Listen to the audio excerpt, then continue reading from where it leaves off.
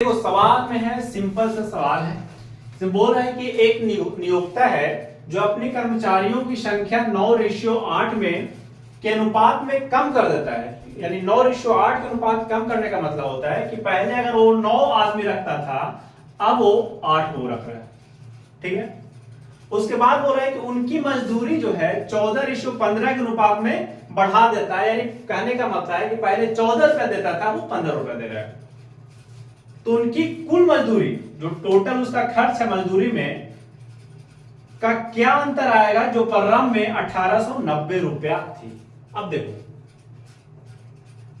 पहले जो था कर्मचारी की संख्या क्या है, कर्मचारियों की संख्या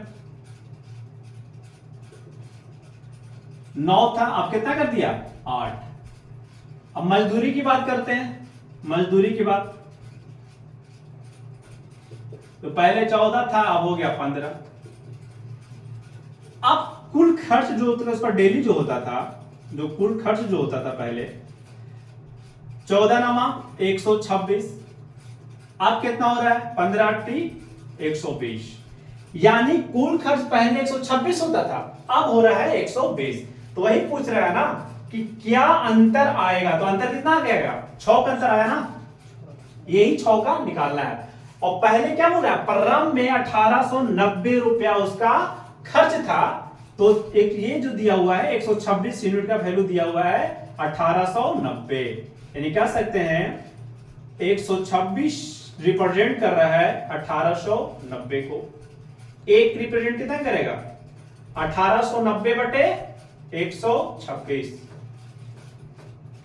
ठीक है। अब इसको काटो, 9 दूनी 18, 9 एकम 9,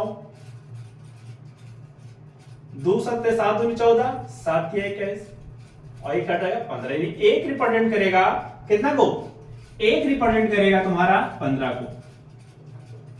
तो निकालना कितना का, 6 का ना, चेंजेस 6 का आ रहा है, तो 6 रिप्रेजेंट करेगा।